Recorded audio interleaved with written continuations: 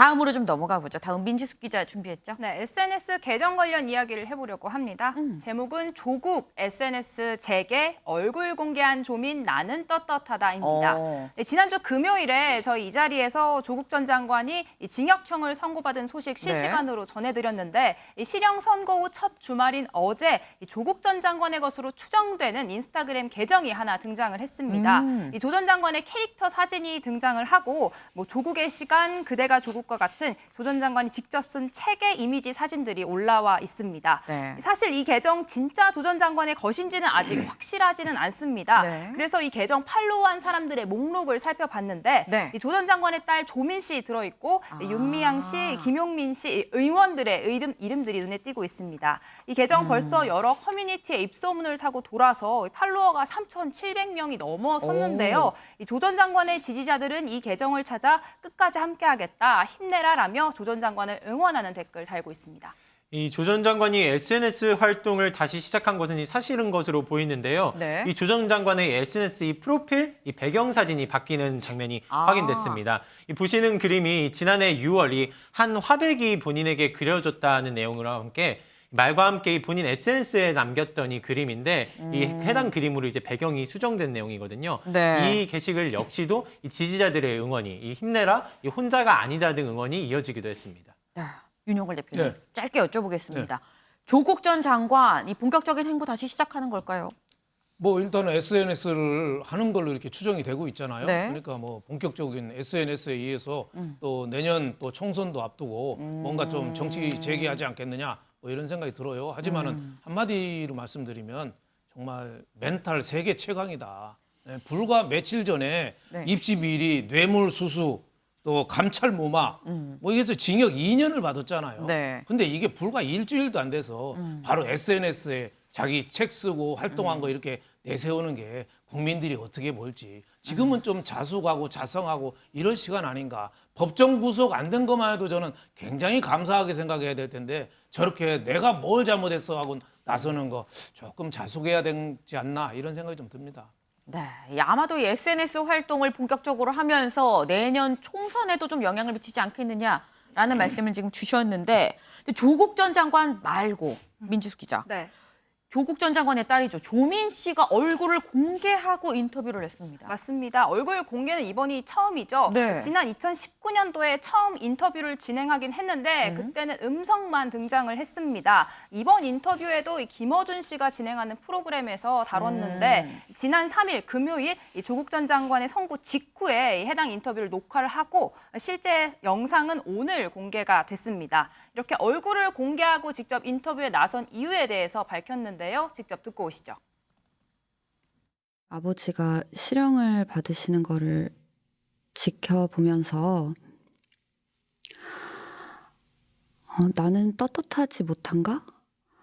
라고 곰곰이 생각해보게 되었습니다. 저는 떳떳합니다. 부끄럽지 않게 살았고요. 그래서 결심을 하게 되었습니다. 이제 조국 전 장관의 딸이 아니라 조민으로 당당하게 숨지 않고 살고 싶다. 저는 한국에서 정면으로 제 방식대로 잘 살 겁니다. 네, 조민 씨 입시 비리 관련한 자신을 향한 비판에 대해서도 조목조목 반박을 했는데요. 네. 표창장으로 의사가 될 수는 없다라며 논란이 됐던 성적 외에 다른 것들은 넘치도록 성적이 좋았다라고 이야기를 하기도 했고 이 동료 선배들로부터 의사로서의 자질은 충분하다고 들었다 이렇게 자신감을 드러내기도 했습니다.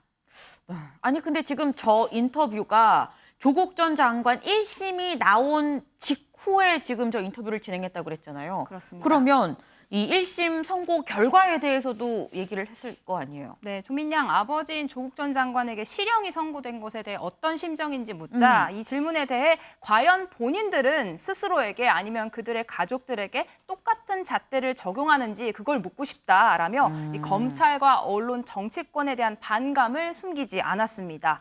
또 조민 양의 이야기를 쭉 들어보면 네. 조국 전 장관 스스로 이 법정 구속도 어느 정도 염두에 뒀던 것으로 보이는데요. 이 구속을 염두에 둔 것이 선고를 받기 직전에 집을 나서기 전에 A4 용지 가득 이렇게 딸에게 전하는 말을 써서 벽에 붙여두었다 이런 이야기를 남기기도 했습니다. 여기에는 뭐 세금을 내는 시기라던가 자신의 책은 몇 권을 언제쯤 보내줬으면 좋겠다 이런 구체적인 내용, 또 미결수인 자신은 일주일에 5번 면회가 가능하다 이런 이야기를 또 전하기도 했다고 합니다. 굉장히 좀 디테일하게 좀 많은 얘기들을 지금 조민 양이 했습니다. 그런데 이 앞서서 2019년이었었나요?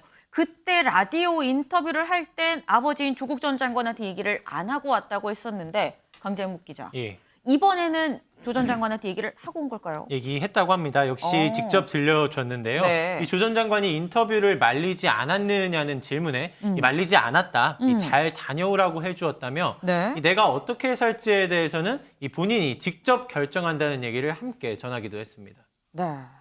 김준일 대표님. 네. 지금 보면 조국 전 장관도 뭔가 SNS를 막 또 새롭게 시작을 하는 것 같고 조민 양도 얼굴을 이제 공개를 하고 아니 새롭게 정정당 이민 안 가고 한국에서 살겠다 지금 이렇게 얘기를 하고 있거든요. 일단 한 고비를 좀 넘겼다 뭐 이런 생각을 하는 것 같아요. 일단 뭐 조국 장관은 정치를 할 사람이니까 정치인의 언어로 계속 이제 활동을 하고 있다라고 보면 될 것 같고요. 네. 조민 씨는 개인적으로는 좀 안 됐다는 생각도 해요. 개인적으로는. 그런데 이제 그런 거죠. 본인은 충분히 실력이 있었다. 네. 이를테면은 뭐 표창장이라든지 인턴이라든지 그런 거 없었어도 충분히 다 합격하고 통과할 수 있었다라는 건데 네. 예를 들면 부정행위를 시험에 했는데 부정행위 안 했어도 내가 90점 맞을 수 있었는데 부정행위 걸리면 어쨌든 부정행위거든요. 네. 그러니까 그런 부분에 있어서는 받아들이기 좀 힘든 것 같아요. 저는 좀 그냥 개인으로서 뭐 저 공인이 아니니까 개인으로서 행복했으면 좋겠습니다. 네.